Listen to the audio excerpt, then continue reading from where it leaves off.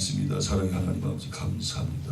영원히 죽을 수밖에 없는 우리들을 구원하시기 위해서 독생자 예수 이 땅에 보내셔서 이제 머리에 가시를 일어서게 하시고 양손과 양발에 대못 받게 하여 주시옵시고 허리에 창을 받으셔서 물과 피를 다 쏟아 주시옵시고 그리고 그 귀한 몸을 갈기하게 찢어 주셔서 우리를 왕만 죄악 가운데서 구원해 주셔서 하나님 자녀 삼아 주시옵시고 날마다 주님과 귀한 교제 사귐까지 수 은혜를 베푸시며 생각할 때에 얼마나 감사한지 모릅니다. 이 시간 처음 시간은 나이다 마칠 시까지 성령님 홀로 역사에 주옵소서. 전지 하나님만이 영광 받으시는 귀한 시간, 복된 시간, 은혜 시간, 축복의 시간 될 수 있도록 역사에 주옵소서. 감사드리며 예수님의 이름으로 기도합니다. 아멘. 순서가 다 끝나셨어요? 예. 아유 우리 박정욱 목사님이 저렇게 칭찬해 주시는데 뭘로 이따 대접을 해드려야 될까요? 떡볶이를 대접을 해야 될까요? 예, 사실 저는 아무것도 아니에요. 아무것도 아닌데 목사님이 과찬해 주셔서 제가 오늘 받아보겠고 우리 귀하신 순정 받으신 모든 분들 너무 잘해 주셨고 정말 은혜를 많이 받았습니다. 지난번에 봄에 왔을 때 하고 이렇게 가을을 지나서 겨울로 오는 이런 시점에 와서 이 지제교를 보면서 굉장히 많은 느낌이 드는 거예요. 그래서 하나님께서 이 부족한 종을 통해서 뭐라고 말씀하실지 굉장히 제가 기대가 됩니다. 원래는 좀 저희 살아온 과정들을 좀 이 말씀드리면 간증 설교를 좀 하려고 그렇게 마음을 먹고 기도를 했었는데 주님께서 지난번에 말씀을 드렸던 걸 자꾸 생각나게 하신 거예요. 그래서 그 말씀을 나누는데 아마 지난번에 들었던 분들은 아마 다른 내용들이 또 증거가 되는 것을 들으실 수가 있을 건데요. 제가 이제 이 지제교회를 위해서 기도를 하는데 이 지제교회가 지금부터 앞으로 제일교회가 계속 평택에서 발전하는 교회가 될 것이다 하는 생각이 자꾸 들어요. 제가 잠깐 이제 이 평택을 연구를 해봤는데 인구가 47만이라고 나와 있더라고요. 그리고 2035년도가 되면 120만 시민이 될 수 있도록 그렇게 지금 준비를 하고 있다고 해요. 그래서 동이 27개가 되고 읍이 3개가 되고 면이 6개가 있다. 제가 인터넷을 찾아봤어요. 이 평택은 제가 이제 보니까 세종시에서 경기도 군포시까지 제가 가끔가다 학교를 다닐 때 경부선 열차를 타고 오고 가던 그런 길이기 때문에 조금 익숙한데 이렇게 시내에 들어와서 또 이렇게 평택시에 있는 교회에 와서 이렇게 부흥회를 인도할 줄은 상상도 못했었습니다. 경기도 군포시에 있는 그 한세대학교를 다닐 때 4년 동안 다닐 때 가끔가다 이렇게 평택을 지나갔는데요. 그래서 굉장히 참 뜻깊고 고맙게 생각이 들고 무엇보다도 우리 담임 목사님 또 내주하신 사모님 우리 또 장로님이야 귀하신 우리 권사님 또 안수집사님들 또 집사님이 지혜교회 성도님들 정말 여러분들 훌륭하세요. 아멘. 귀하시고 또 우리 담임 목사님 또 내주 사모님 또 장로님들 참 존경스럽고 그렇습니다. 또 여기 오신 모든 분들 너무 사랑스럽습니다. 할렐루야. 너무 사랑스럽습니다. 제가 이제 금년도에 이렇게 1989년도부터 이제 개척을 해서요 학교를 졸업하고 서울 강동과 암사동에서 이제 개척을 들어갔습니다.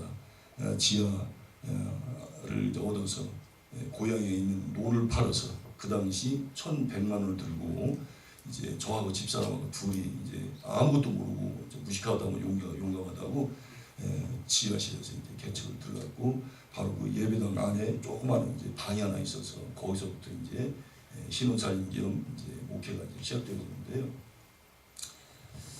처음에는 교회를 개척을 하면 사람들이 우리나라 사람뿐만이 아니라 전 세계 사람들이 몰려올 줄 알고 그렇게 이제 개척을 했습니다. 근데 들어오는 것은 사람이 아니고 파리가 들어오고 가끔마다 모기가 들어오고 원하는 걸 안 들어오고 원치 않는 게 이렇게 들어오고 그러더라고요. 그래서 땅속에서 세상에 13년 동안 13년 동안 근데 하나님께서 왜 땅속에서 이렇게 있게 했을까 가만히 생각을 했었어요. 그때 이제 제가 신학교 다닐 때 그 개척교회를 하시는, 특별히 상가교회를 개척하시는 목사님들 보면 아니 얼마나 목사님이 능력이 없으면 저렇게 상가교회를 이렇게 목회를 하냐, 참 실력이 좀 그런 거 아니야, 그렇게 이제 생각을 했는데 하나님께 들으시고 그래 너는 이제 지상 상가교회는 글렀다, 그러니까 땅속으로 들어가야 되겠다 해가지고 땅속에 집어넣어가지고 13년 동안 빼내질 않으신 거예요. 그래서 그때 내가 말을 조심해야 되겠다, 말을 참 조심해야지. 그리고 이제 사택도 지하실에서 8년 6개월 동안 그냥 공중으로 올려 보내시라는 거예요. 그래서 한번 불이 꺼지면 깜깜해가지고 세상에 뭘 하나 찾으려면 하여튼 하루 종일 헤매야 돼, 하루 종일 헤매야 돼. 그런 이제 과정을 걸어 생각이 납니다. 그래서 이제 30년 가까이 이렇게 이제 개척 목회를 하면서 지금까지 한 설교를 한 5,000편 가까이 했는데요. 할수 참 어려워요. 그래서 지난 날들 한번 뒤돌아보고 앞으로 이제 제가 어떻게 살 것인가, 또 여러분에게 아마 들려주시는 말씀들이 있을 텐데 분명히 얻으실 수 있는 말씀, 그런 말씀이 이 시간 있을 줄 믿습니다. 원래는 요한복음 21장 1절부터 19절까지 말씀인데 시간 관계상 그냥 간단히 한 1절만 읽으라고 하시는데 우리 박자 목사님께서 또 이렇게 몇 절까지 또 이렇게 보태셔서 읽어주셔서 얼마나 감사한지 모르겠습니다. 자, 그러면 도대체가 이 성경 말씀을 통해서 오늘 이 시간에 우리에게 뭘 들려주실까, 그거 이제 하나하나 볼 텐데, 제가 목회를 잘했다면 정말 여러분들에게 떳떳하게 자랑스럽게 말씀드릴 수 있을 텐데 제가 목회를 잘 못했어요. 그래서 너무 부끄럽고 어떻게 보면 말씀드리기 너무 죄송스럽고 또 아무것도 아닌 저 같은 사람을 이렇게 하나님 세워주시고 또 다임목사님께서 세워주셔서 개인적으로 얼마나 고맙고 감사한지 몰라요. 저는 사실 아무것도 아닌데. 자, 그러면 요한복음 먼저 20장을 먼저 보겠습니다. 20장 보게 되어지면요, 제가 한번 여러분에게 질문을 한번 드려볼까요? 예수님께서 부활하시고 나셔서 제일 먼저 그 무덤을 찾아간 사람은 막달라 마리아라고 하면서 다 아실 거예요. 그러면 무덤을 제일 먼저 찾아간 사람은 막달라 마리아인데 무덤 속을 제일 먼저 들어간 사람 누굴까요? 무덤 안에까지 들어가죠. 그러니까 무덤까지는 제일 먼저 달려간 사람이 막달라 마리아예요. 근데 무덤 안에 제일 먼저 들어간 사람은 누군가? 요한복음 20장 보겠습니다. 5절. 천사. 예. 자, 4절 5절 볼까요? 둘이 같이 다름질하더니 베드로와 요한입니다. 둘이 같이 다름질하더니 그 다른 제자가 아마 그 요한이가 좀 더 젊었던가 봐요. 그 다른 제자가 베드로보다 더 빨리 달려가서 먼저 무덤에 이르러 무덤 밖에 있었는데 그리고 5절에 무구부려 세마포 놓인 것을 보았으나 들어가지는 아니하였더니 6절에 보니까 시몬 베드로는 따라와서 무덤에 들어가 보니 세마포가 되고 막달라 마리가 천사를 통해 얘들아 빨리 가서 얘야 제자한테 빨리 예수님 다시 살아나시다 전해라. 그냥 막달라 마리가 죽기를 뛰어가지고 제자들이 성등판 베드로하고 그냥 사도 요한이 죽기를 뛰는 거예요. 근데 아마 그 베드로가 나이가 좀 드셔서 그런지 몰라도 달리기 좀 뒤떨어진가 봐요. 사도 요한이 먼저 왔어요. 무덤 밖에 먼저 왔는데 들어가기는 베드로가 들어갔습니다. 제일 먼저 들어간 사람이 베드로. 이게 성경을 자세히 보니까 그렇게 나왔더라고요. 자, 예수님께서 부활하시고 나셔서 12번을 이제 나타나셨는데요. 12번 나타나셨는데 장소를 보니까 무덤에도 나타나셨고 그리고 길에서도 나타나셨고 바닷가에서도 나타나셨고 다락방에서도 나타나셨고 참 예수님이 얼마나 바쁘신지 몰라 그냥 세상에 그냥 사방에서 막 나타나시는 거예요. 또 감람산에서 나타나셨고 이 나타나셨는데 오늘 요한복음 21장에 가서 보게 되면 제자들에게 세 번째 나타나셨다라고 그렇게 기록이 되어 있습니다. 그러면 한번 성경 말씀 보겠습니다. 요한복음 22장 14절 볼까요? 14절 보니까 이것은 예수께서 죽은 자 가운데서 살아나신 후에 세 번째로 제자들에게 나타나신 것이라 그랬습니다. 세 번째. 그런데 아까 제가 말씀드린 부활하시고 나셔서 12번을 나타나셨는데 제자들에게 다른 말씀 드리면 사도들에게 5번을 나타나셨어요. 5번. 5번을 나타나셨는데 그 중에 세 번째 지금 나타나시다. 세 번째. 장소는 갈릴리 바다. 그리고 그 갈릴리 바다에서 고기를 잡는 사람은 7명. 그리고 예수님 나타나신 시간은 새벽. 그리고 이제 예수님께서 제자들하고 식사를 하지 않습니까? 아침 식사. 그 하늘에 그때 별이 떠 있는지 오늘처럼 비가 오는지 모르겠지만은 가만히 그 말씀 연구해 보니까 제자들이 과연 여기 말씀에 보면 밤새도록 고기를 잡았다고 나와 있는데요. 제가 시간 가만히 연구해 봤어요. 그래도 한 10시간 정도 잡았던 것 같아요. 10시간 정도. 자, 그리고 이제 성경을 보겠습니다. 성경을 보게 되면 자 5절 보기다 8절 보니까 지금 말씀을 본격적으로 증거하기 전에 살짝 우리가 관찰하는 거예요. 8절 보니까 다른 제자들은 육지에서 거리가 불과 한 50칸쯤 되므로 작은 배를 타고 물고기 든 그물을 끌고 와서 거기 50칸이라는 말은 미터로 얘기하면 약 100m 그렇지 100m. 100m 정도, 50칸은 이제 우리가 이제 이해하기 좀 어려우니까 100m 정도. 육지에서 고기를 잡고 있는 배의 거리 한 100m 정도 된다. 그런 말씀이 되겠습니다. 그리고 또 우리가 7절 보겠습니다. 예수께서 사랑하신 그 제자가 사도 요한입니다. 예수께서 요한에게 베드로에게 이르되 주님이시라 하니 시몬 베드로가 벗고 있다가 주님이라 하는 말을 듣고 겉옷을 두른 후에 바다로 뛰어내리더라. 자, 여러분이 한번 질문 드릴게요. 수영을 할 때, 해영을 할 때 옷을 벗고 해영을 합니까? 옷을 입고 해영을 합니까? 그렇죠. 입었던 것도 벗고서 이렇게 수영을 해야 되잖아요. 아까 예수님이 바닷가에 서 계시는데, 새벽에 서 계시는데 고기 잡는 배에서 거리 100m 정도 된다고 그랬잖아요. 이제 뛰어들어가지고 막 수영을 하는 거예요. 고기를 잘 잡을까 봐 해영도 잘 쳤던가 봐요. 그런데 벗었던 옷을 입었다고 그랬어요. 그리고 얼마나 힘들겠어요. 그래서 벗고 뛰어야 되는데. 그럼 왜 벗었던 옷을 입고서 예수님을 만나기 위해서 물속에 뛰어들어가지고 주님을 만나기 위해서 그렇게 애를 썼을까요? 그것은 바로 만왕왕이신 하나님을 만나는데 어떻게 훌떡 만날 수 있습니까? 주님을 향한 경외심, 예수님을 잘 모셔드렸다는 존경심, 그 자세가 보이지 않습니까? 태도가 보이잖아요. 태도가 보이잖아요. 여러분 또 이 말씀하고 우리가 잠깐 관찰해 보자고요. 누가복음 5장에서도 물고기 잡는 내용이 나와요. 그리고 요한복음 21장에도 물고기 잡는 내용이 나옵니다. 그렇다면 누가복음 5장에서는 물고기를 잡을 때 어떻게 그물을 내리라고 했습니까? 어떻게? 깊은 데로.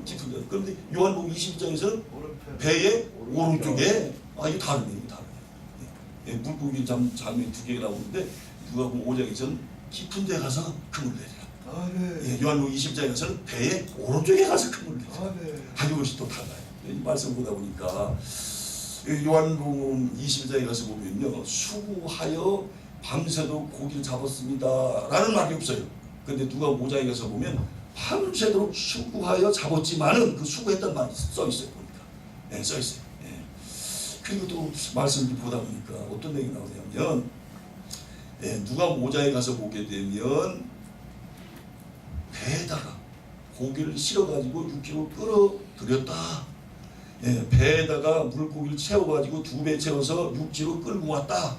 그렇게 나오는데 요한복음 21장에 가서 보면 그렇게 말씀이 나와 있지 않습니다. 자, 한번 와서 볼까요? 자, 요한복음 21장. 한번 보시겠습니다.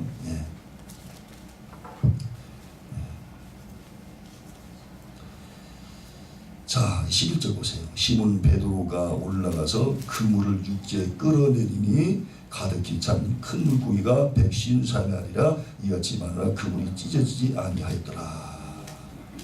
자, 얼마나 물고기가 많이 잡혔는지요. 그 물고기가 들어있는 그물을 갖다가 물속에 집어넣고 그리고 배에다 싣지 않고 그냥 그물을 끌어들였다는 거예요. 그물을 끌고서 육지로 나왔다는 거예요. 누가복음 5장에서는 배에다 고기를 싣고서 나왔는데 요한복음 21장에서는 그물을 물속에 집어넣고 끌고 내려왔다. 이것이 다르다는 거예요. 관찰해 보니까 보이기 시작하는 거예요.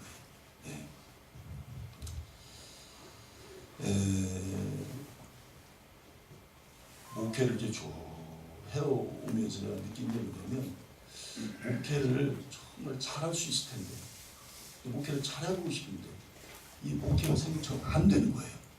잘 안 돼요. 그래서 그것 때문에 참 고민을 많이 했습니다. 처음에 이 개척을 하고 나니까 그 앞에서 설교하시는 목사님들 보면 너무나 부러운 거예요. 나도 좀 이 강단에 서서 좀 설교 좀 하고 싶었으면 아마 이 자리에도 그런 분이 계실 거예요. 너무나 말씀이 전하고 싶은 거예요. 근데 이 개척을 하고 나니까 일주일에 12편에서 15편 정도 설교를 해요. 새벽 설교, 수요 설교, 금요, 철야 설교, 구역예배 설교, 주일날 설교, 밤 설교, 애들 설교까지 해가지고 12편에서 15편 설교를 하는데 3년 정도 되고 나니까 미천이 다 떨어져가지고 이제 3년 정도 지나고 나니까 그때부터는 간간히 올라가는 게 무서워요. 그 교인이 많지 않았지만 그래도 때가 되면 교인들이 앉아서 말씀을 듣겠다고 앉아 계시는데 제가 할 말이 없는 거예요. 저런 말씀이었어요. 막 너무 두려운 거예요. 그리고 하나님 말씀대로 제 자신이 살지 못한다는 생각 때문에 얼마나 두려운지 몰라요. 너무 두리고 막 두리고 떨려. 지금은 이제 세종시로 내려와서 조금 시간이 있다 보니까 설교 좀 하고 싶은 마음 좀 들어요. 좀 드는데 그 당시 그렇지 않았어요. 너무나 설교를 많이 하다 보니까 너무 막 이 설교를 끝나고 다음에는 어떤 설교를 해야 되나 막 그것 때문에 밥이 안 넘어가. 밥이 안 넘어가. 잠이 안 와요. 잠이. 아까 우리 남모 목사님 새벽 기도 때 큰 은혜를 끼치셨는데 잠을 못 주무셨다고 그러시잖아요. 잠을 못 주무셨다고. 잠이 안 와요. 너무 막 긴장이 되고 잠이 오질 않아요. 그런 가운데서 이렇게 이제 5년이 지나고 10년이 지나고 20년이 지나고 20년이 지나고 30년까지 오는데 그러면서도 정말 목회를 잘하고 싶은데 왜 이렇게 목회가 안 되나. 한 번은 제가 너무 고민돼가지고 한 번은 어느 기도를 갔어요. 근데 이제 그 안성에서 사시는 그 목사님이신데 그분이 감리교 목사님이신데 여러분 제가 저를 보시다시피 제가 좀 약간 뭡니까 완벽주의적인 게 좀 있거든요. 그래서 지금도 또 약속을 하게 되면 저보다 1시간이나 2시간 전에 미리 가셔야 돼요. 시간 너무 큰일 나더라고요. 그게 몸에 배버렸어요.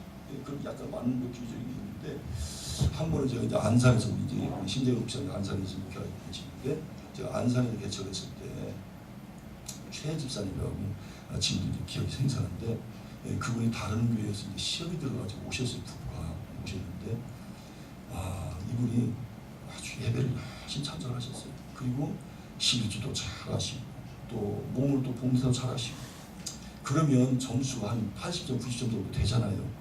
제가 이제 완벽주의적인 성격이 있어가지고 그분에게 그랬어요. 근데 이제 그분이 예배를 참석하는 건 좋은데 얼마나 시간을 잘 지키시는지 11시 5분에 오시는 거예요.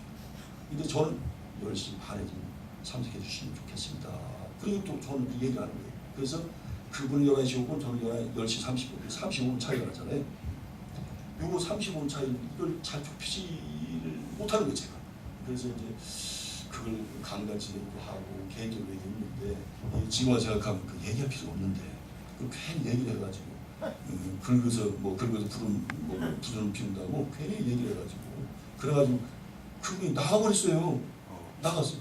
나가는 바람에 헌금 다 나가버렸어요. 세상에. 사람이 나가니까 헌금도 나가버리더라고요. 교회 운영하는데 지장이 많았어요. 가만히 있으면. 그래서 제가 그 감리교 목사님한테 안성에 계신 감리교 목사님한테 저보다 한 5살, 10살 정도 어신 분이신데 목사님 지금 이렇게 목회를 잘하고 계시는데 제가 이런 성도가 있었는데 이런 집사님이 있었는데 이런 경우는 어떻게 됩니까? 그랬더니 그분은 그러시더라고요. 11시 5분에 오시면 그분은 11시 5분 시간이다 그냥 내버려두세요 그러시더라고요. 하긴 내버려두면 될 것 같다. 고치려고 하다가 이게 말썽이 생긴 거예요. 그래서 그때부터 그냥 그렇구나. 11시 5분에 오면 11시 5분에 오도 내버려둬야겠구나 이거를. 근데 어쩌면 시간이 정확한지 오셔가지고 미리 기다렸다가 시계를 보시고 11시 5분에 들어가야 된다고 해가지고 부부가 같이 들어온다고 얼마나 시간이 정확합니까? 그거 35분 땡겨가지고 그냥 왔으면 좋겠는데 난 11시 5분에 그것도 7분 10분에 오시는 것도 아니고 11시 5분에 정확하게 오시는 거예요. 얼마나 정확하시냐. 그냥 놓쳐가지고 그냥 그거 놓쳐서 얼마나 아쉬운지 몰라요. 신뢰를 아쉬워. 너무 아쉬운 거예요. 그냥 돈을 하려고 사람들 다 하고 그래가지고 몇 달 동안 힘들었어요.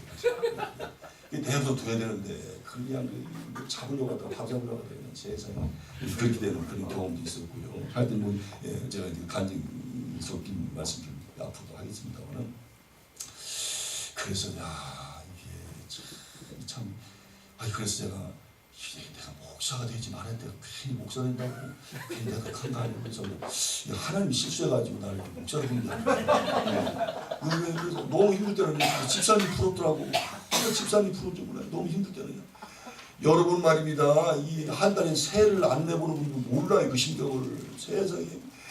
남한테 주는 돈으로 이렇게 한 달이 멀게 느껴져. 근데 받는 돈은 그냥 금방 주는 돈은 그냥 금방 한 달이 돌아온 것 같아요. 받는 돈은 한 달이 길었는데 야, 주인집한테 돈을 줘야 할 돈은 그냥 금방금방 돌아오는 것도 한 달에.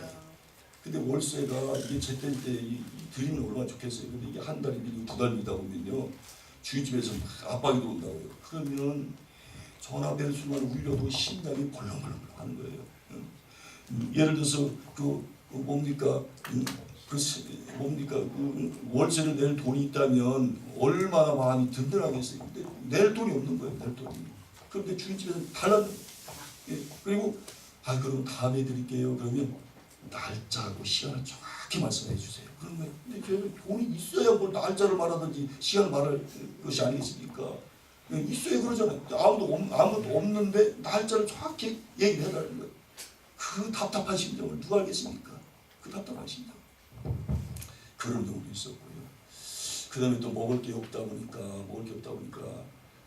저희 강동구에서 가락시장이 가깝거든요. 거기 가서 이제 남들이 버린 거 배추 씨앗 같은 거 그 버린 거 그 주워다가 이제 된장 국수로 그냥 소금 뿌려가지고 그걸 또 먹었던 기억이 나요. 그리고 어떤 때는 토큰 하나가 없어가지고 잠실역에서 천호역까지 걸어온 기억도 납니다.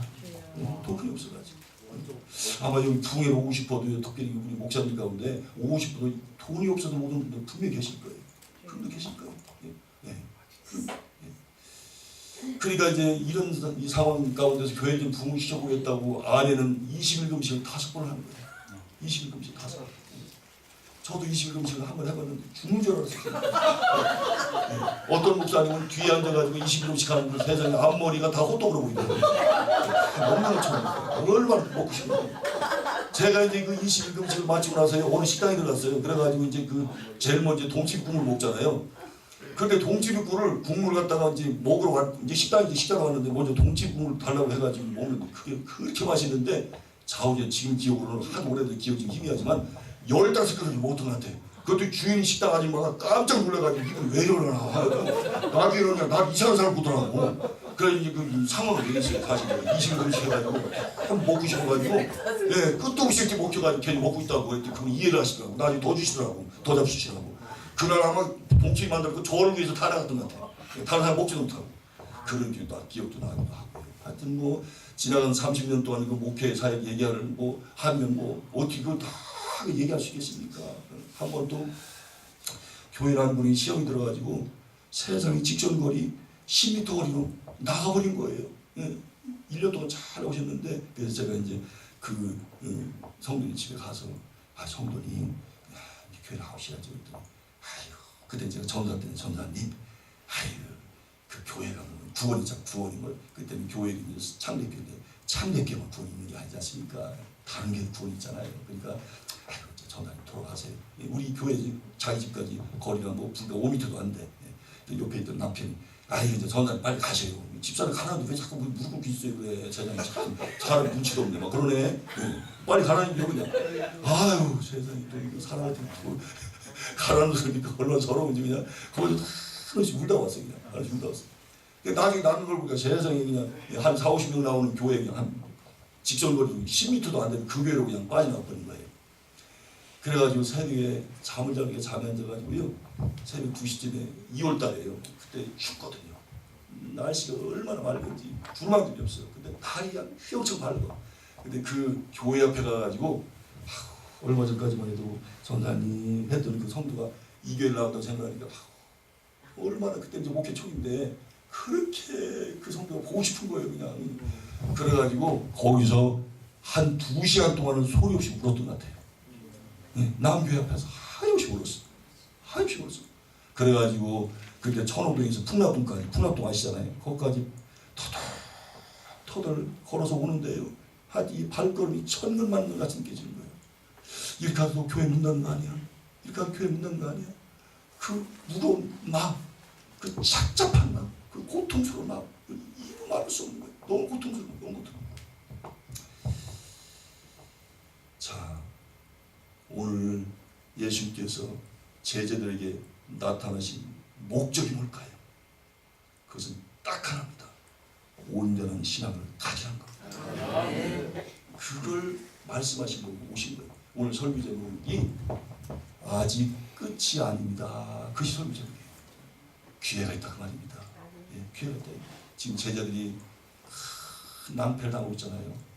예수님 모른다고 세 번씩이나 베드로를 부인하고 저주까지 하고 요한복음 18장 18절에 보면 숯불 얘기 나오잖아요. 여자 옆에서 예수님 부인하잖아요.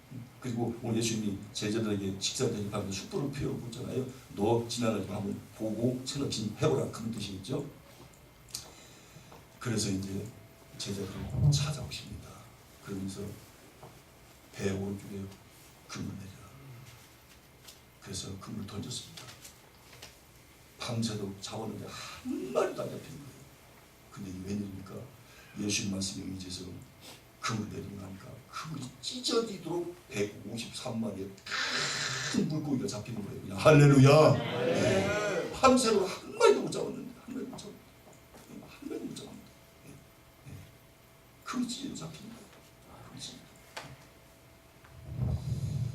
저는 원래 사실은 법과대학을 가가지고 판사나 원래 판사를 좀 하려고 했었어요. 내일이 수능일이잖아요. 그래서 저는 특별히 학교에 대한 관심이 굉장히 많습니다. 학교에 대한 관심이 굉장히 많은데 제가 드린 말씀 잘 들으셔야 돼요. 굉장히 말씀드리겠습니다. 시간만 나면 책을 보고 그리고 시간만 나면 기도하고 또 전도하고 이렇게 하면 어느 정도 교회가 되고 그리고 모든 목사님들 로망이 있어요. 그래서 교회를 개척해서 예배당을 헌당을 하고 하나님께 드리는 걸 굉장히 원하거든요.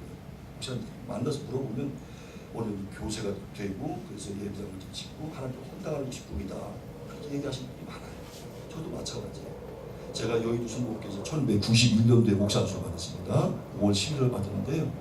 그 교회는 워낙 교회가 크잖아요. 그래서 대개 이제 이 순복음교회에서 신학 공부하시는 분들은 야 저분은 교인이 70만 명, 80만 명이라니까 나도 흉내를 내가지고 한 10만 명 잡아야 되겠다.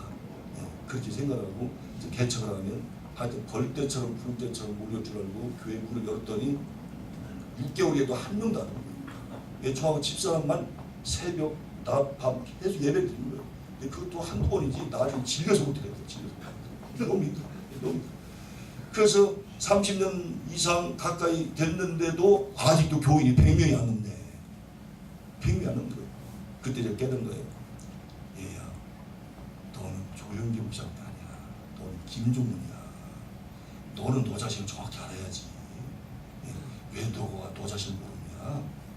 네 정체성을 정확히 알아야 돼. 네 실력을 정확히 알아야 돼. 네 그릇을 정확히 알아야 돼. 근데 그때는 제 그릇이 큰 줄 알았거든요. 근데 보면 그릇이 큰 그릇이 아닌 거예요. 세월이 지나고 나니까 그릇이 큰 그릇이 아닌 거예요. 혹시 이 자리에도 그런 분이 계실 거예요. 나는 앞으로 위대한 하나님을 할 거야. 세계적으로 쓰임받을 거야. 그리고 세상을 뒤집어 엎어버릴 거야. 대한민국 뒤집어 엎어버리고 그냥 전세만 보험 뒤집어 엎어버릴 거야. 그냥 보험자랑 순교할 거야. 그냥 그러면서 믿음이 불타는 있을 거예요. 그럼 분명히 계실 거라고. 그런데 그렇게 되면 얼마나 좋겠습니까? 근데 저희 경우는 그렇게 안 되는 거예요. 저희 경우. 제가 이제 여러분 저렇게 잘하는 것도 안 돼요. 이제 저희 부끄러운 모습을 드러내면서 뭔가 이 해결책을 하나의 메시지를 좀 전하고 싶어서 말씀드린 거예요. 사실 중학교 다닐 때 전교에서 1, 2등을 하다가 4등으로 졸업해가지고 청주에 가면 청주 청석고등학교가 있습니다. 그 청주 청석고등학교는 청주대학교, 청주 상고, 대성여자 상고, 그다음에 대성중학교, 대성초등학교 해가지고 학교가 7개인데 그 학교를 세우신 분이 김원근, 김영근 선생님이신데 김혜김 씨인데요. 9살 때, 7살 때 집을 뛰쳐나와가지고 돈을 모아서 7개의 학교를 세우신 분이에요. 그래서 아마 청주에 가서 그 김원근, 김영근 선생님 얘기하면 모르는 사람이 없어요. 워낙 학교가 많다 보니까 7개를 세우시니까. 근데 그 학원에서 청석학원이라고 하는데 그 학원에서 원래 대성학원인데 청석학원 바뀌었거든요. 청석학원에서 인문계 고등학생을 뽑아야 되겠다 해가지고 학생을 뽑았어요. 1회 때 64명을 뽑았습니다. 제가 2회인데 63명을 뽑았는데 그 가운데서 25명이 전교 1등자들이에요. 중학교 전교 수석자들이에요. 그 다 전교 1등에서 5등 사이에 드는 학생들이에요. 3년제 학생들. 우리 때도 마찬가지겠죠. 그래서 지금 40일에 내일 수능이지만 41회 42회가 졸업되는데 평택고등학교에 좀 알아주더라고요. 제가 보니까. 지금까지 서울대학교를 300명 이상을 보내고 수능 수석을 2명을 내고 연구대 합치면 1,500명이 넘어요. 그래서 교수만 180명이에요. 법조인만 40명이 넘어요. 서울법대 출신만 11명이에요.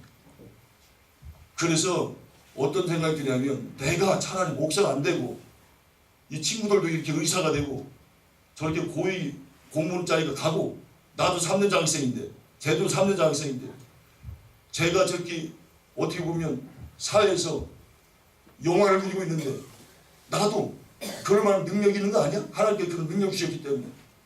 그러면 나도 뭔가 지금도 조금 좀 어깨에 힘 좀 주고 살 것이 아니야? 그런 생각이 들 때 너무 막 자존심이 상해. 막 비참한 거예요. 여기 와서 제가 헌금 하나를 못 드리고 있어. 헌금 하나를 못 드리고 있어. 세상에 헌금 하나를 못 드리고 있다니까. 얼마나 제가 부끄러운지. 야, 차라리 학교 다닐 때 공부나 꼴찌를 했으면 그래 공부를 안 했으니까 네가 목표를 못하는 게 당연하지. 그런 말 들 수도 있는데 그래서 서울법대를 목표로 해가지고 공부를 하고 고대법대를 목표로 공부해서 사법시험 패스해서 앞으로 판사가 되게 됐다. 그런 마음으로 왔는데 물론 이제 서울법대를 가지 못했지만 그런 나름대로 어떤 실력은 있는 건 사실이잖아요. 그런데 그 실력만큼은 뭔가 됐어야 되는데 그게 안 된다고 하는 생각 때문에 너무 나를 괴롭힌 거야. 이게. 너무 나를 괴롭힌 거야. 내가 얼마나 괴롭힌지 몰라. 그래서 그것 때문에도 얼마나 몸부림쳤는지 몰라요. 그래서 개척을 해가지고 교회 문을 3번을 닫은 거예요. 3번 문을 닫았죠. 가족적으로 하나님께서 자녀를 넷을 주셨는데 3명을 하나님께서 불러가셨어요. 여러분 이 정도가 되면 목회하고 싶은 마음 나겠습니까? 살고 싶은 마음 나겠습니까? 신앙생활 하고 싶은 마음 나겠습니까? 차라리 죽고 싶더라고. 내가 뭘 그렇게 잘못됐길래 내 죄가 뭐가 이렇게 크길래 하나님께 나를 불러가지고 이 모양 이 꼴로 만드나 원망 좀 하려고 하다가 자녀를 데려가는 적이 너무 무서워가지고 입을 벌려서 원망을 못하겠더라고. 나를 또 하나님 불러갈 것 같아가지고 너무 무서워서. 근데 속으로는 원망을 하고 있는 거예요. 그렇다고 개척하는 건 아니겠지. 개척하는 건 아니겠지. 자식이 죽어서 시신을 갖다가 땅 두 개에 묻을 때 차라리 내가 그 자리에 묻혀 있었으면 얼마나 좋을까. 아내가 그 아이를 붙들고 정말 온몸이 찢어지도록 절규하는 그 통목소리를 들을 때 남편으로서 너무나 비참했고, 그리고 서울 시내를 걸어갈 때 한 번에 집사람이 완전 정신이 나가버렸어요. 우리 아이하고 똑같은 아이가 비슷한 아이가 걸어가고 있는데 여보 우리 애가 저거 지금 걸어가고 있는데 헛소리하고 있는 헛소리. 우리 아이가 지금 앞에 걸어가고 있다고 헛소리하고 있다니까 정신이 나가버렸어요. 얼마나 충격을 많이 받았는지. 너무 힘든 거 너무 힘들어. 너무 힘들어. 그래서 몇 번 목회를 그만두려고 했는데도 하나님은 그래도 목회를 하게 하신 거예요. 그래도 하게 하신 거예요.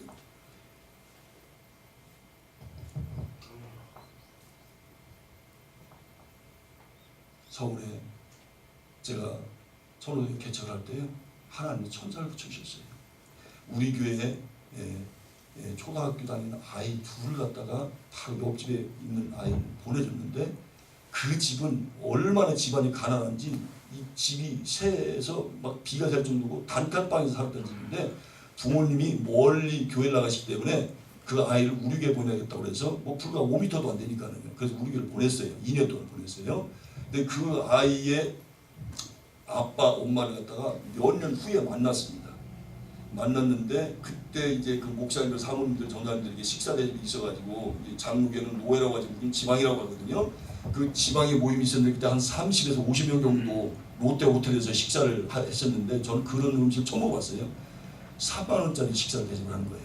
그러고 나서 그 대접하신 장로님 교회 나가는 아니 장로님이 섬기는 교회 목사님께서 하신 말씀이 저분이 우리 교회 장로님이다라고 소개를 하신 거예요. 그런데 나중에 들어보니까 그분이 바로 우리에게 아이를 받겠던 찢어지게 가난했던 그 집이었단 말이에요. 그런데 이게 한참 후에 만났는데 세상에 3만 원짜리 식사를 하시는 거예요. 대접을 하시는 거예요. 그러니까 희한하네. 아니 분명히 쫄딱 망했던 집안인데 어떻게 저분이 돈이 생겨가지고 저렇게 엄청난 돈을 했을까 했더니 기가 막힌 일을 하는 거예요. 그래서 제가 그 얘기를 듣고 너무 놀라가지고 6개월 동안 제가 귀를 의심했고 너무 놀라가지고 말이 안 나왔어요. 그때가 2001년도인데요. 우리 교회 개척했다는 얘기 듣고 찾아오셨어요.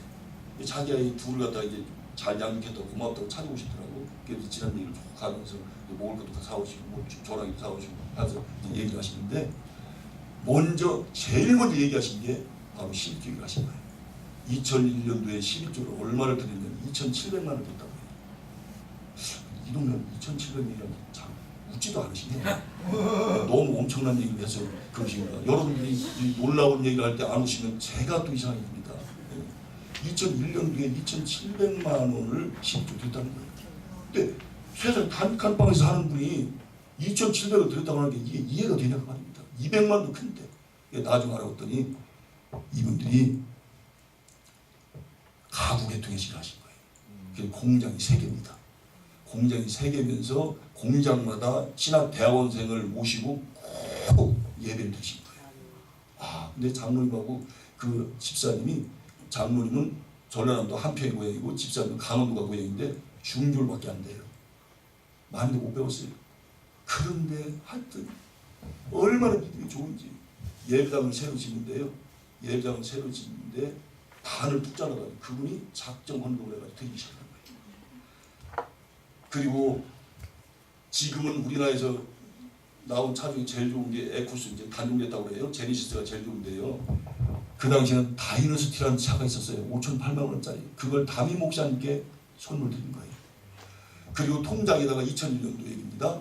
매월 목사님 마음대로 쓰세요 하고 매월 400만 원씩을 넣어드렸다는 거예요. 400만 원씩. 네. 그리고 사람들을 구원하기 위해서 식당을 차려줘가지고 그 할머니 할아버지를 자기 교회로 인도하기 위해서 4천만 원씩 돈을 투자해가지고 그분을 갖다 자기 교회로 모시고 와서 전도를 하신 분이에요. 네. 그리고 저희 교회가 개척되니까, 그리고 그 아이를 갖다 잘 기르었다는 것이 고마워서 그런지 몰라도 매월 100만 원씩 2년 동안을 보내주셨어요. 저희 교회. 그 천안에서 개척하신 우리 후배 목사님 계신데 우리 교회에서 전사님으로서 사역을 했는데 저희가 돈이 없으니까 사례를 못 드렸어요. 그 얘기를 했더니 그래요? 그러면 저희가 매월 50만 원씩 2년 동안 보내겠습니다. 50만 원씩 2년 동안 또 보내신 거예요. 나 그런 거 처음 봤어 진짜. 그래서 제가 그때 깨달은 게 있어요. 어린 영혼도 귀하게 봐야 되구나. 예. 아 2년 동안 돌봤더니 세상에 하나님이 그렇게 엄청난 만큼 주신 거예요. 그게 엄청난 거죠. 네. 그리고 저는 이제 순복음에서 자랐기 때문에 장로는 잘 모르지만 그 노원구에 가면요, 노원 순복음교회가 있습니다. 담임 목사님이 유재필 목사님인데 지금 이제 원로 목사님 되시는데, 그분이 교회를 이제 물론 여의도교회에서 이제 분립시켰지만 그 예배당을 지을 때 그게 성도 한 분이 땅을 2,000평을 기증했어요. 그래가지고 그 위에다가 예배당을 잘 져서 교회가 계속 붕대가지고 지금 출석교인이 5만 명이 됐습니다. 5만 명. 그 한 여인의 작은 헌신이 5만 성도를 만들었어요. 5만 성도. 네. 여의도 순복음교회도 제가 들은 얘기입니다만 예배당을 짓다가 이게 돈이 없어가지고 못 져요. 그런데 할머니께서 자기 집에 있는 모든 재산이 숟가락하고 남디, 그게 전 재산이야. 그걸 갖고 오는 가운데서 성도님들 도전을 받고 그때부터 자기 집도 팔고 모두 팔고 뭘 팔아가지고 오늘 여의도 순복음교회 예배당을 졌다고 얘기하시더라고요. 그러니까 한 사람의 헌신이 이렇게 사람들의 마음을 움직이구나. 할렐루야. 제가 왜 이 말씀을 드리냐면, 봄에 왔을 때는 이 지제교회가 남해교회처럼 느꼈어요. 그런데 요번에 지제교회로 오면서 이 교회가 남교회가 아닌 내교회 같은 생각이 든 거예요. 그러면서 여기가 지금 담임 목사님 말씀 들어보니까 150조의 삼성 투자 돈이 투입된다고 하더라고요. 그럼 여기가 아까 제가 인구 알아봤다고 했잖아요. 47만 명. 예. 제가 이제 있는 그 세종시 옆에는 청주시가 지금 한 90만, 100만이 가까이 되는데 47만 명이 되고 2035년 가면 120만 명이 된다고 그러는데, 이 지제교회가 지금 이대로 있어도 안 되겠다는 생각이 딱 드는 거예요. 그래서 뭔가 업그레이드를 몇 단계 뛰어야 되겠다. 할렐루야. 예, 그러면 이 교회가 어떤 전략을 가지고 앞으로 나아가야 될 것인가 하는 생각이 계속 제 머리를 스치는 거예요. 예, 그런 가운데 제가 올 때 어떤 마음이 드냐면, 예배당이 좀 잘 지어졌으면 이제 주위에 이제 150조를 투자하면 이 주위에 건물들이 얼마나 삐까뻔쩍하게 지어지겠습니까? 예, 근데 요대로는 안 되겠다는 생각이 자꾸만 드는 거야. 저도 모르게 내 교회도 아닌데 기도하면 자꾸 그 생각이 들어요. 그래서 하나님, 이 교회가 지금 아름다운 예배당이 지어져서 이 지역에 있는 많은 사람들이 이 지제교회로 그냥 몰려오게 하여 주시옵소서. 할렐루야. 예, 동삭동에 가면, 제가 평택에 간 곳은 딱 한 군데밖에 없어요. 동삭동에 가면 평택 순복음교회가 있습니다. 아실 거예요. 그 예배당 제가 가봤거든요. 그게 15년 전에 갔는데 얼마나 잘 전한지 몰라요. 기가 막히게 잘 전했어요. 기가 막히게. 15년 전에 강원식 목사님, 담임 목사님 아마 평택에 사시는 분 아실 거예요. 대리가 그 교회 큰 교회니까 거기를 가도 그렇게 잘 전하더라고요. 잘 전했어요. 그래서 앞으로 이 지제교회도 어떤 게 못지않은 아멘. 네, 그런 교회가 반드시 되도록 여러분 기도하고 아멘. 기도하고 아멘. 전도할 때 역사가 일어나는 미션이다. 아멘. 자, 그러면 예수님께서 제자들에게 나타나셔가지고 이제 말씀하신 특별히 베드로에게 이렇게 말씀하십니다. 베드로야, 네가 이 사람들보다 나를 더 사랑하느냐? 그걸 3번 물어요. 물론 이 사람들이라는 말이 붙으면서 딱 한 번이지만 네가 나를 사랑하느냐, 네가 나를 사랑하느냐, 네가 나를 사랑하느냐 3번 물으시는데 옛날 같았으면 그렇게 베드로한테 부르면 나 진짜 예수님 아무리 예수님이고 주님이시지만 나를 어떻게 보는 거야 진짜. 그럼 내가 수제된단 말이야. 응? 아니 세상에 저를 지켜봤으면 그걸 나를 몰라요 그래? 아 얘들보다 내가 더 사랑을 뻔히 아시면서 그렇게도 질문하시면 그 뭐요 그게 예수님도 참 심부가 이상하시네. 그러니까 좀 기분 되게 나쁘네 이거 진짜. 응? 이거 사고 갈까 말까 그게 있지 않겠어요? 아주 그냥 정열적인 사람이니까. 근데 예수님께서 이렇게 말씀하십니다. 네가 다 굴기 전에 네가 나를 3번 부인할 거야. 그러면 겸손한 베드로가 됐으면 예수님 말씀이 맞습니다. 저는 그러고도 나오면 맞죠. 그렇게 대답을 하는 게 정상인데 아니 세상에 예수님 부인하다니 내가 예수님 감옥에도 가면 감옥에도 가고 예수님 죽는 자리에 가면 죽는 자리로 갈 건데 세상에 내 믿음을 어떻게 보고 그렇게 내 믿음을 그렇게 깎아서 그렇게 그냥 세상에 그렇게 나를 그렇게 우습게 이렇게 취급을 합니까? 하고 또 그렇게 됐을 거예요. 근데요 이 베드로한테 엄청난 임재가 나타난 겁니다. 그게 바로 뭐냐면 총과 칼이고 죽음이에요. 예수님께서 이제 잡혀간다고 하니까 세상 아이고 그래 여기다가 예수 좀 나도 죽고도 해가지고 그때는 믿음이고 예수님이고 없어 그냥 저와 하여튼 걸음만 나서 나만 살면 되지 4명이고 뭐 없어 5명이고 6명이고 없어 그냥 나만 살면 돼 그냥 그래가지고 자 어디로 토끼는 지고 그냥 자 도망갔대요. 도망가 예수 혼자 못 버렸네. 세상에 예수님께서 너 나를 3번 부인할 거야. 그 얘기가 떨어지자마자 불과 몇 분 후에 얼마 안 돼서 그냥 그 고백이 가짜 고백임이 드러나버린 거예요. 여러분 각자에게는요 반드시 임자를 만나게 합니다. 임자를 만나게 해요. 다시 한번 내 실력, 내 영적 수준, 나의 어떤 믿음의 어떤 그 수준 이런 것들 또 성경 실력 하여튼 여러분들 자신이 적나라하게 변할 시간이 언젠가 온다고 말입니다. 그래서 철학자 탈레스가 이런 얘기했습니다. 세상에서 가장 쉬운 것은 사람에게 충고를 하는 것이다. 그러나 세상에서 가장 어려운 것은 바로 내가 내 자신을 아는 것이다 그랬습니다. 바둑 가장 낮은 게 18급이거든요. 아마추어. 가장 높은 게 프로 9단이에요. 근데 이 18급은요. 바둑을 둘 때 다수수를 앞에서 보고 둔답니다. 다수수를 미리 내다보고 둔다는 거예요. 그런데 프로 9단은 50수를 미리 내다보고 둔답니다. 그러니 18급하고 프로 9단하고 게임을 해봐요. 그거 하나만 하지 뭐. 세상에 50수 보는 사람하고 다수수 보는 사람하고 게임 되겠습니까? 게임 됩니다. 그래서 내 실력이 어느 정도인가 하고 옆에 있는 사람하고 비슷한 사람끼리 있으면 내 실력이 어느 정도를 몰라. 나보다 좀 실력이 좀 나은 사람이 있다고 보면 저분 나보다 실력이 있네. 영역이 나보다 좀 세네. 이게 이제 드러난단 말이에요. 이게. 근데 비슷하면 잘 모르거든요. 제가 신학교 들었을 때 가장 먼저 박점덕 교수님께서 우리 박장 목사님 말씀하셨지만 너희들이 누구와 비교하기를 원하느냐? 그러면 예수님과 비교해라. 예수님과. 그렇게 말씀하시는 거예요. 그리고 또 한 가지를 들자면 어제의 나와 비교를 해라. 어제의 나와. 네가 오늘 얼마나 좀 발전했는가 비교해보라는 거예요. 비교해보라는 거예요. 우리가 예수를 믿는 사람도 열심히 살아야 되겠지만 예수를 믿지 않는 사람도 열심히 살기 때문에 믿는 사람을 통해서도 우리가 도전받지만 믿지 않는 사람을 통해서 도전받을 때가 있잖아요. 할렐루야. 제 후배 얘기를 잠깐 드리겠습니다. 이 후배가 충북대학교 법과대를 나왔어요. 학교 다닐 때 반에서 보통 20등에서 30등 정도 했습니다. 근데 그 정도로 대한민국에서 제일 어렵다고 하는 사법시험에 합격된다고 하는 것은 거의 불가능합니다. 어떤 사람은 20년을 시험을 봐서 떨어진 사람이 있으니까 20년 했는데 떨어진 사람이 있으니까 근데 이 학생이 법과대학을 나왔는데요. 부모님들이 친척들이 계속 눈초를 주는 거예요. 아니 얘는 말이요 4년제 대학을 나왔으면 빨리 뭐 공무원이 사는 뭡니까 시험 봐서 직장생활 하든가 응? 아니면 뭔가 좀 일을 하지 이렇게 대학까지 나와가지고 이렇게 빈둥빈둥 백신 놀고 있나 해가지고 부모님 얼굴도 보기가 민망스럽고 또 친척분들도 얼굴도 보기가 민망스럽고 그냥 어쩔 바를 몰랐던 거예요. 그래서 한 번은 서울대학교가 어떤 학교인가 그래서 법과대학에 한번 가봤답니다. 교환학생으로 가봤대요. 좀 졸업하기 전에. 그래서 이제 서울대학교 법과대학 학생들이 이제 공부하는 걸 봤는데 자기가 생각할 때는 그 대한민국에서 제일 어려운 대학에 들어왔기 때문에 공부를 설렁설렁 할 것이라고 생각했다는 거예요. 그랬더니 이게 웬일입니까? 세상에 충북대 법대단이나 있다 공부를 더 열심히 하더래.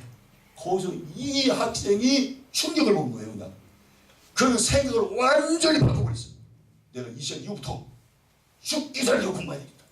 근데 이제 청주에 있을 때는 보원이 이제 고향인데 학생들을 과외를 시켰어요. 근데 서울에 와보니까 명문대 학생들이 그냥 쇠버렸어.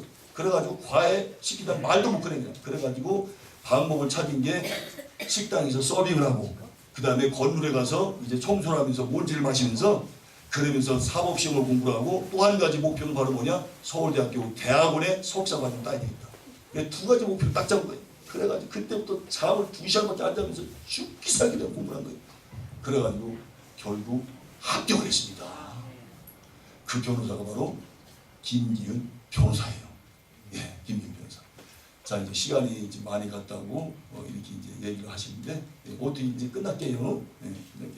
자 이제 말씀 정리합니다. 자 그러면 제자들이 예수님께서 하신 말씀. 네가 나를 사랑하느냐, 네가 나를 사랑하느냐, 네가 나를 사랑하느냐. 그 말씀 들을 때 첫째, 둘째는 아가페를 물었거든요. 높은 차원으로 묻는 거예요. 근데 대답도 베드로는 낮은 차원으로 대답하는 거예요. 주님께서 하시지 않습니까? 그게 무슨 말이냐면 저는 자신이 없다 그 말입니다. 자신이 없다. 얘네 같으면 큰일 쳤을 거예요. 세 번째는 가장 낮은 질문을 한 거예요. 그때도 낮은 대답을 했는데도 자신이 없다는 거예요. 그때 제자들에게 얘들아 나 이제 얼마 있지 않아 올라가는데 이제 올라가고 나면 성령의 불로 이거 내줄 것이다. 그래서 마가이가 방에서 기도해라. 10일 동안 집중적 기도합니다. 집중. 그때 기도를 할 때 베드로하고 제자들이 실패를 안 했을 때만큼 그렇게 대충 기도했을까요? 아니면 실패를 했기 때문에 그 기도가 더 간절했을까요? 이제는 두 번 다시 실패함을 통해서 예수님께 눈을 끼쳐서는 안 되겠지. 절대 이렇게 부끄러운 모습을 보여드려서는 안 되겠지 하는 그 마음이 얼마나 강력하게